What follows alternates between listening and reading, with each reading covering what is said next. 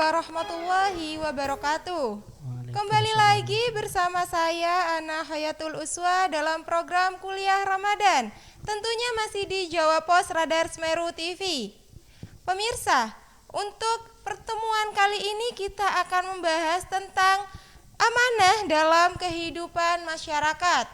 Bagaimana amanah itu? Amanah adalah salah satu sifat Rasulullah, di mana yang artinya dapat dipercaya. Untuk lebih jelasnya, mari kita sapa dulu narasumber kita yang kini telah di samping saya. Assalamualaikum Ustadz Gofur. Waalaikumsalam warahmatullahi wabarakatuh. Mungkin bisa dijelaskan Ustadz bagaimana pengertian amanah serta implementasinya dalam berkehidupan di masyarakat. Seperti itu Ustadz. Iya, bismillahirrahmanirrahim. Kita berangkat dari ayat Al-Quran atau kita buka dulu. Innal hamdalillah nahmaduhu wa nashkuruhu ala ni'amillah wa la haula wa la quwata illa billah. Allahumma shalli ala sayyidina Muhammad ibn Abdillah. Ya, qala Allah ta'ala fil Qur'anil Karim, innallaha ya'murukum an tu'addul amanati ila ahliha. Langsung saja. Amanah di sini salah satu sifat Rasul yang telah sampeyan katakan tadi. Betul sekali Ustadz. Iya. Rasulullah Shallallahu Alaihi Wasallam mempunyai sifat 4. Namun bagi kita sebagai umat Rasulullah Shallallahu Alaihi Wasallam hanya diwajibkan mempunyai 2 sifat di antara beberapa sifat Rasulullah. Rasulullah Shallallahu Alaihi Wasallam mempunyai sifat siddiq, amanah, tabligh, fatonah. Sedangkan kita sebagai hamba Rasulullah, kita sebagai umat Rasulullah atau hamba Allah, kita hanya diwajibkan mempunyai 2 sifat, siddiq dan amanah.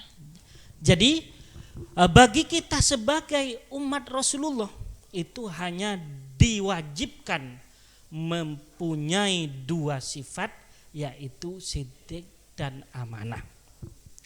Kemudian amanah ini kita mempunyai beberapa bagian ketika kita mau mengimplementasikan sifat amanah ini. Misalkan kita amanah kepada sesama manusia, amanah kepada Allah. Amanah kepada Allah ini jauh lebih repot daripada amanah kepada sesama manusianya. Misalkan kita ingat amanah kepada Allah sejauh mana. Amanah kepada Allah Subhanahu wa ta'ala ini yang jauh lingkupnya lebih besar daripada amanah kepada manusia. Misalkan amanah kepada Allah kayak apa bentuknya? Kita diberi umur oleh Allah. Diisi apa umur kita? Ketika kita ingat kita dihidupkan oleh Allah, ini seakan-akan tujuannya tidak ada kecuali hanya beribadah kepada Allah.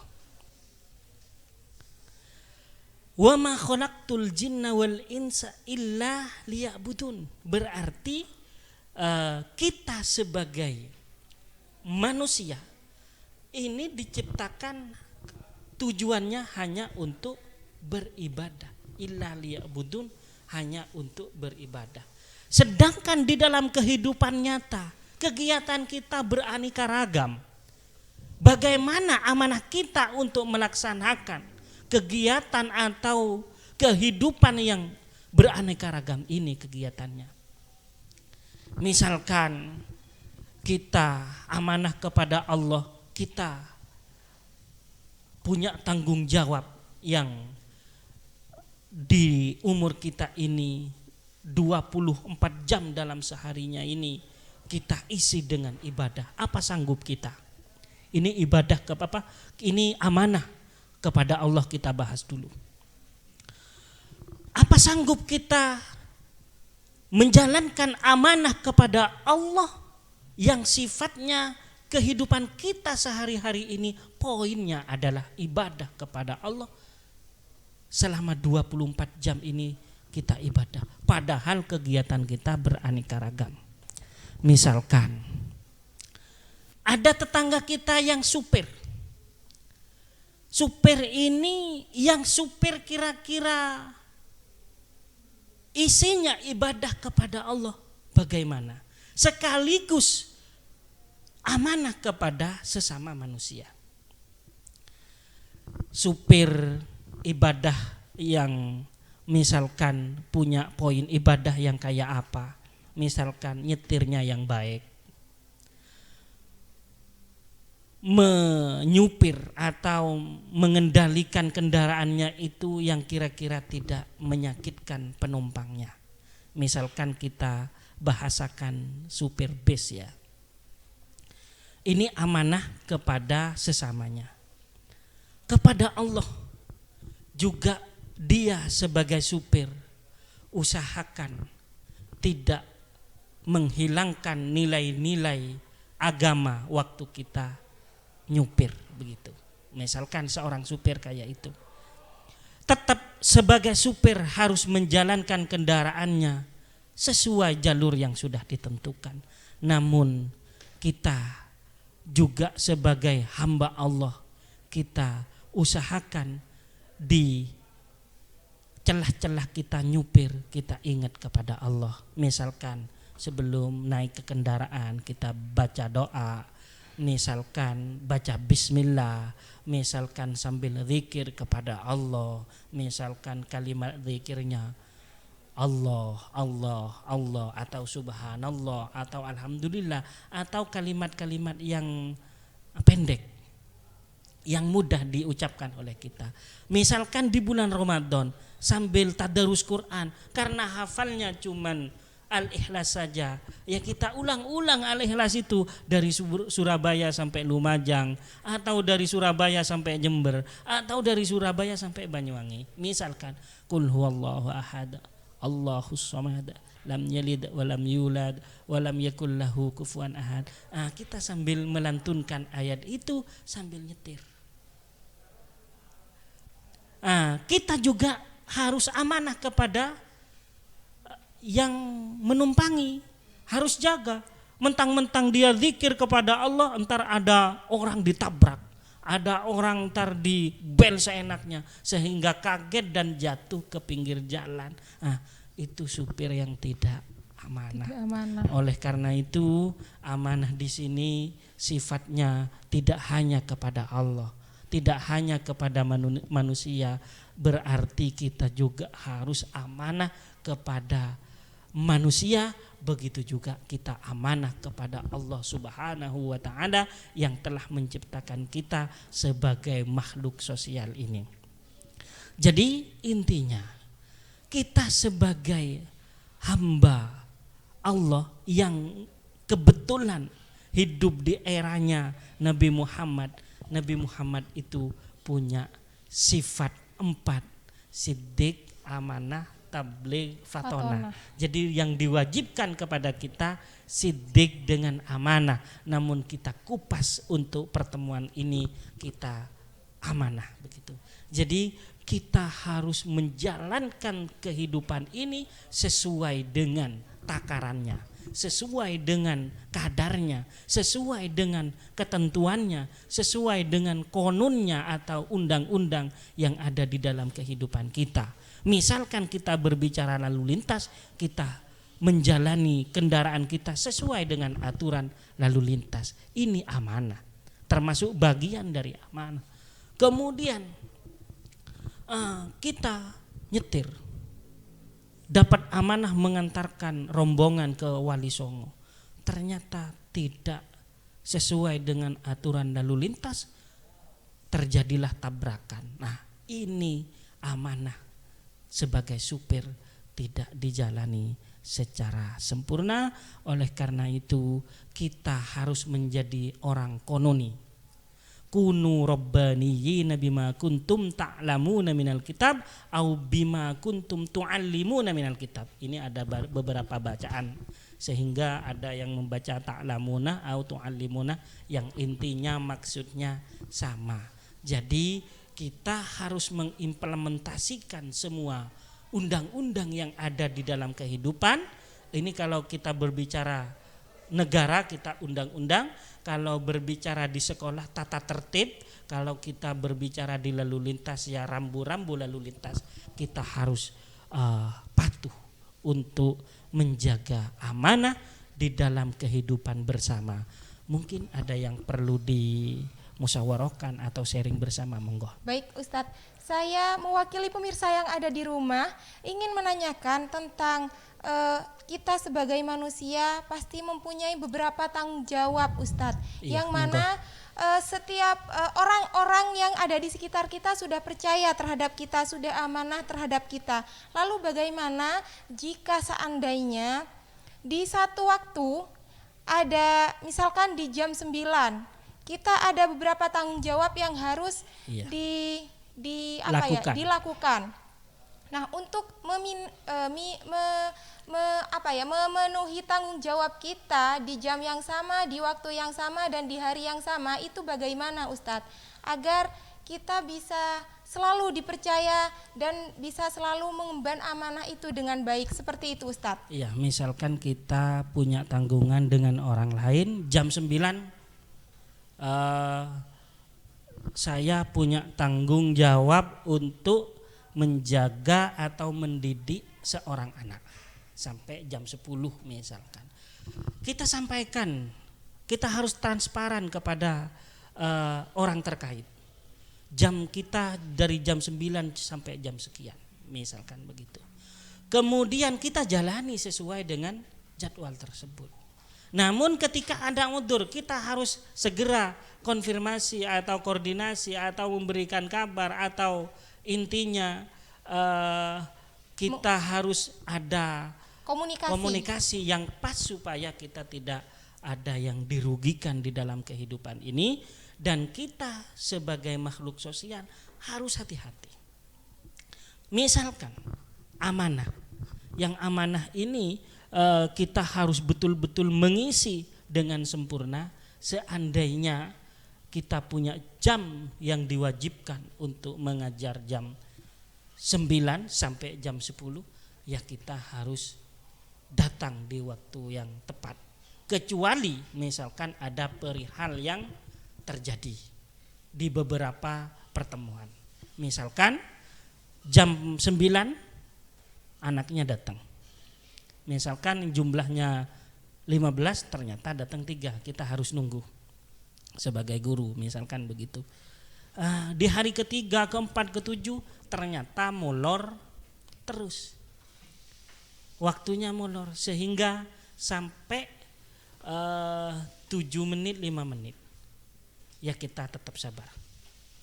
Kemudian setelah itu lama-kelamaan kita tegur. Seandainya kita tegur tetap, ya kita seandainya molor 1 menit 2 menit bukan salah kita. Itu salah bersama, bahkan salah itu bersumber kepada anaknya atau orang yang dititipkan tersebut. Kita sebagai pendidik tetap menasehati. Kita tetap memanggil dan mengajak supaya anak tersebut lebih membenahi ketindakan yang lebih baik. Lebih menghargai waktu, seperti itu ya Ustadz. Iya. Baiklah, mungkin di season pertama ini hanya itu yang dapat kita sampaikan. Jangan kemana-mana, tetap tunggu di segmen kedua karena nanti kita akan membahas apa sih hikmah dari amanah itu. Jangan kemana-mana, tetap di program kami yaitu Kuliah Ramadan di Jawa Pos Radar Semeru TV.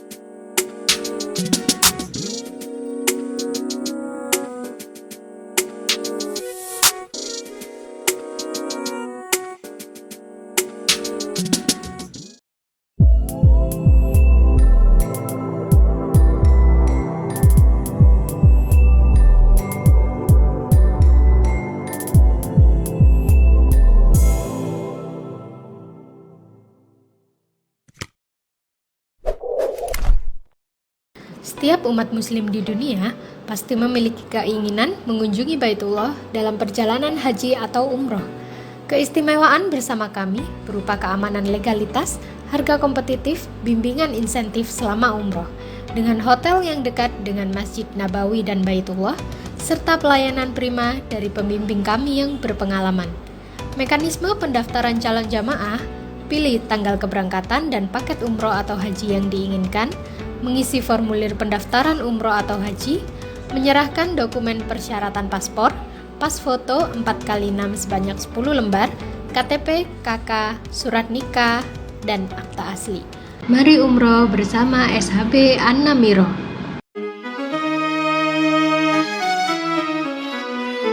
Halo pemirsa, kita kembali lagi di program Kuliah Ramadan Jawa Pos Radar Semeru TV.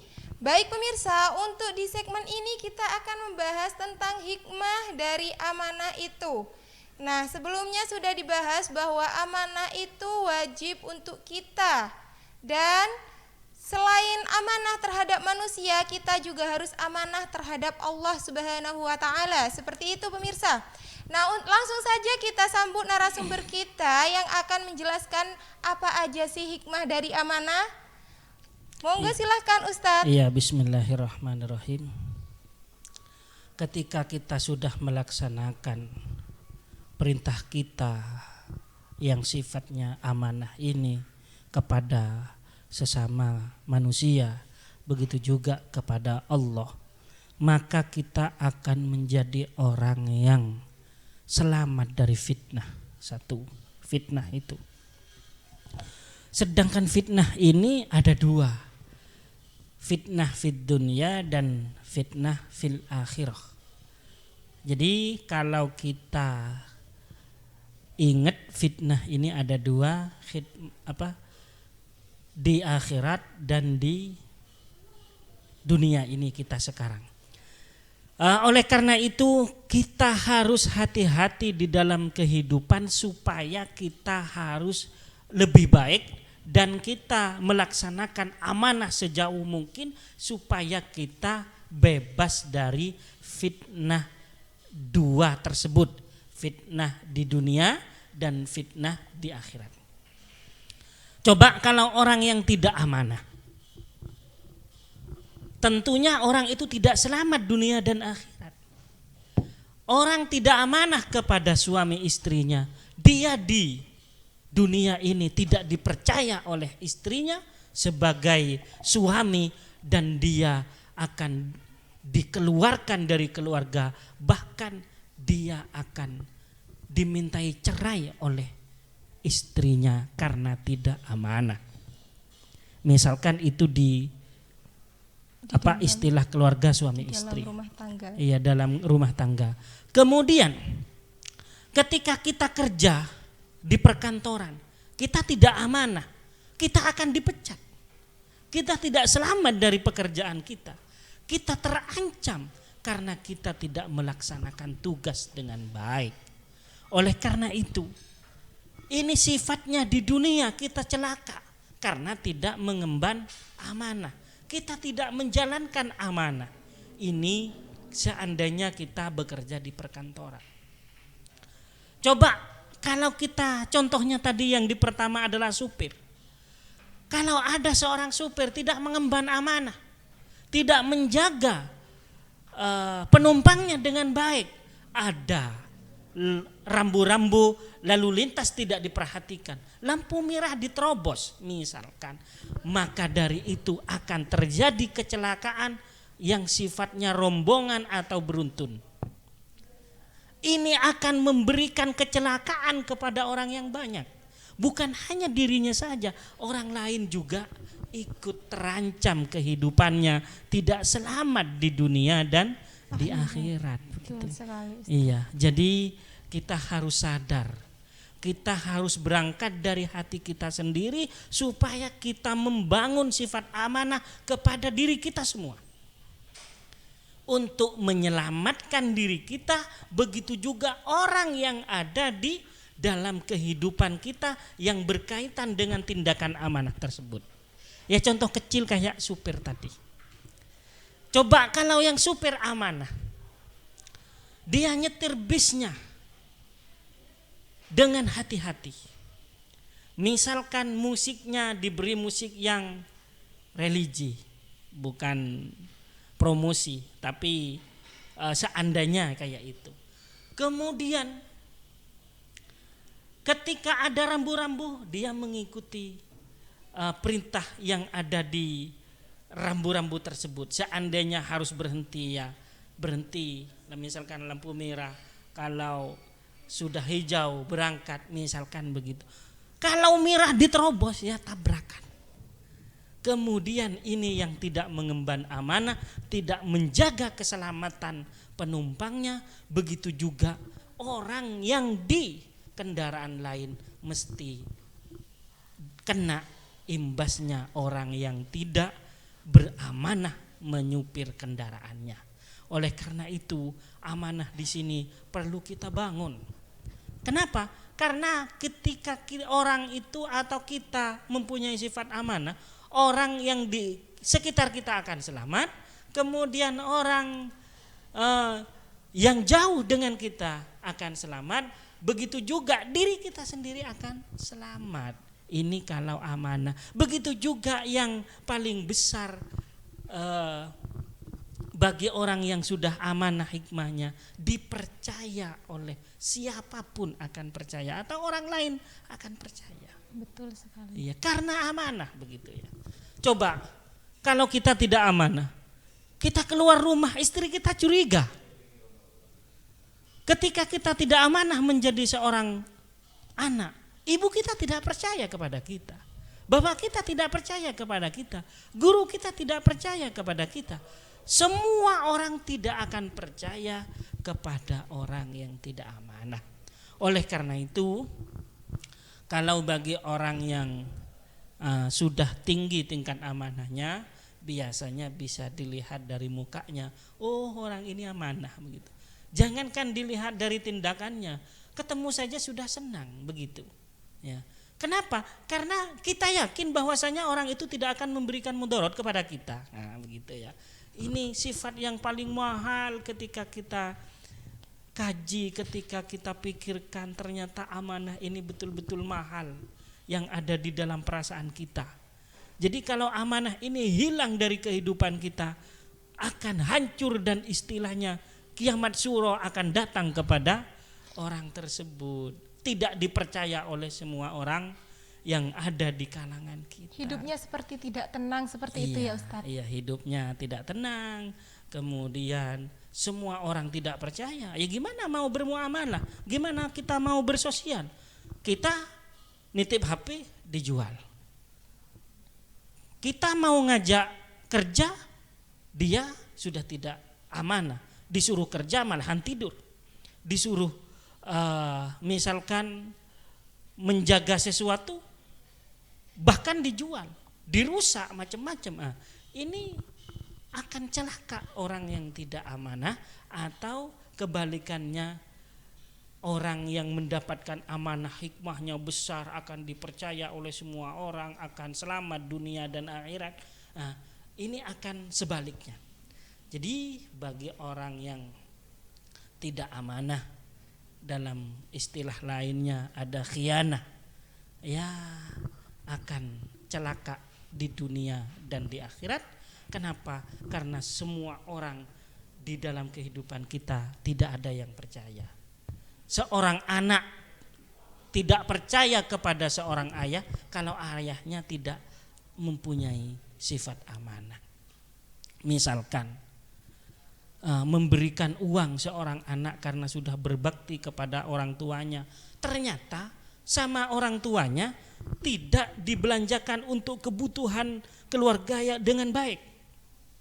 Ada ceritanya di tetangga itu dapat warisan 300 juta, sama anaknya diserahkan kepada seorang bapak, karena yang meninggal itu seorang ibu, kemudian ibunya itu sudah mendapat warisan 300 juta, kemudian seorang anak itu menyerahkan harta warisan itu kepada bapak karena di situ orang yang dianggap paling tua umurnya.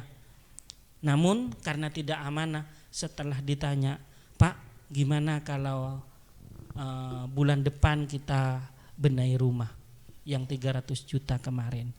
Maaf nak, uangnya sudah saya buat nombok togel, kalah saya begitu. Jadi tidak percaya. Seorang anak pun bisa tidak percaya kepada orang tuanya kalau orang tuanya tidak amanah. Atau kebalikannya, seorang anak yang tidak punya sifat amanah akan tidak dipercayai oleh orang tuanya karena dianya pernah berkhianat atau punya sifat tidak punya sifat amanah begitu. Jadi salah satu hikmahnya kayak itu. Apa kira-kira ada yang perlu dimusyawarahkan? Ada? Sudah. Kalau ini saya tetap akan melanjutkan yang saya pesankan kepada para pendengar semuanya. Amanah ini kita latihan dari sejak kecil. Misalkan kita sekolah dikasih uang saku 5.000, kita tidak boleh membelanjakan kepada hal yang memberikan mudarat kepada kita. Misalkan sama orang tua disuruh beli makanan yang sehat, ternyata dibelikan permen, dibelikan mainan yang tidak ada manfaatnya. Ini waktu kita dulu kecil. Kemudian ketika kita sudah nambah umur, amanah kita tambah banyak. Kita dikasih uang 100.000, disuruh untuk bayar iuran di salah satu instansi yang kita ada. Misalkan di pondok pesantren, ini iurannya untuk 100.000 ini untuk iuran ini, kita tidak membayarnya. Ini yang sifatnya tambah besar ini harus dipertahankan, kita bisa untuk memanage kehidupan yang kiranya kita menjadi lebih amanah begitu ya. Lebih amanah. Ketika kita sudah dewasa, kita disuruh kuliah, ternyata kita di waktu jam kuliah kita main-main, misalkan kita bolos tidak kuliah. Ini orang yang tidak punya amanah. Kalau yang lebih amanah bagaimana? Kita disuruh kuliah, kita kuliah sesuai dengan waktu dan tempatnya. Kemudian di sela-sela kuliah itu kita bisa kerja, membantu orang tua. Ini amanahnya kepada Allah jauh lebih besar, dan monggo setiap kita harus mengkaji kehidupan kita, atau istilahnya introspeksi di dalam kehidupan kita sehari-hari. Itu istilahnya introspeksi, namun di dalam tasawuf ada istilahnya muhasabah qoblal amal, muhasabah indal amal, muhasabah ba'dal amal, atau introspeksi sebelum kita melaksanakan tindakan. Kemudian yang kedua, introspeksi ketika waktu melaksanakan tindakan tersebut. Introspeksi yang ba'dal amal, yaitu setelah melaksanakan kegiatan kita harus introspeksi semua kehidupan kita. Apakah ini yang dikatakan amanah kepada manusia semuanya? Apakah ini yang dikatakan amanah kepada Allah sebagai Tuhan kita yang Maha Esa? Oleh karena itu, catatan besarnya, amanah ini satu-satunya sifat yang mahal bagi kita. Jadi kalau kita hilangkan amanah dari sifat kita, maka kehidupan kita akan amburadul. Istilahnya anak pondok, kiamat suro itu ya, kiamat kecil yang kehidupan kita akan mati buntu, yang buntu dari relasi atau muamalah atau pertemanan, semuanya akan buntu kalau kita sudah tidak punya sifat amanah begitu. Monggo, mungkin ada yang perlu ditanyakan. Kalau kita ini lanjutkan, sifat amanah ini kita bangun kepada siapapun. Misalkan kita sebagai siswa, kita bangun amanah ini membangun karakter yang sifatnya di pendidikan bagus. Ini sifat amanah begitu. Sehingga kita membawa nama baik dari instansi, ini termasuk bentuk dari amanah kita ketika kita belajar di kampus, kita belajar di sekolah, kita belajar di pondok pesantren. Jadi amanah ini banyak di dalam kehidupan ini, dan kita harus mengkaji satu persatu supaya kita tahu bahwasanya kekurangan kita letaknya di mana. Nah, ini introspeksi ya, ketika kita ada kegiatan yang banyak dalam satu hari, tetap kita harus jaga amanah kita sebagai hamba kepada Allah. Kita sebagai makhluk sosial, kita tetap menjaga hak dan kewajiban kepada sesamanya harus seimbang. Namun kita harus memikirkan kewajiban kita terlebih dahulu, jangan memikirkan hak. Supaya kita menjadi orang yang amanah, tetap kita harus sesuai dengan tugas kita kayak apa yang sempurna. Seandainya kita begini misalkan kurang, ini tidak sempurna lagi. Itu mungkin masih ada yang perlu ditanyakan. Silakan. Baik Ustadz, ada yang ingin saya tanyakan tentang amanah Ustadz. Ya, monggo. Biasanya amanah itu kan bukan hanya sekedar amanah yang baik seperti itu Ustadz. Misalkan Ustadz, saya mendapat amanah dari orang tua saya untuk menyampaikan, misalkan dari bapak saya untuk menyampaikan pada ibu saya, tetapi itu hal yang tidak baik seperti itu Ustadz. Hanya akan menyakiti ibu saya. Itu bagaimana? Apakah kita harus menyampaikan atau kita tidak menyampaikan seperti itu Ustadz? Iya, amanah itu biasanya itu sesuatu yang baik supaya disampaikan atau dijaga kepada orang lain. Kalau amanah yang baik berarti kita harus menjaga kiranya dua golongan tersebut sama-sama baik. Misalkan bapak kita nitip pesan kepada ibu dan lewat kita, sedangkan pesannya itu hanya tidak akan baik, menyakiti. ya akan memberikan perasaan sakit hati kepada ibu. Jadi pesannya itu dipoles sehingga yang dengan pesan tersebut si ibu bisa tenang dan lebih nyaman. Jadi kita harus bisa membuat kebijakan di antara beberapa orang, kira-kira sikap kita baik, itu yang dikatakan amanah. Kalau kita merusak kehidupan orang lain, itu bukan amanah. Amanah itu bukan hanya menyampaikan, akan tetapi menjaga kondisi semua kehidupan, itu lebih amanah. Amanah itu ada yang sifatnya bentuknya akidah, ada yang syariah, ada yang akhlak. Misalkan kita sebagai orang yang belajar di pondok pesantren, amanah kita menjaga akidah kita supaya kita tetap iman kepada Allah. Ternyata ada seseorang yang mengajarkan atau memberikan anak untuk kesempatan berbuat syirik, itu tidak amanah lagi. Oleh karena itu pesan saya, monggo kita harus belajar menjalankan amanah kepada Allah dan juga amanah kepada sesama manusia. Sekian dari saya. Akhiran wassalamualaikum warahmatullahi wabarakatuh. Waalaikumsalam warahmatullahi wabarakatuh.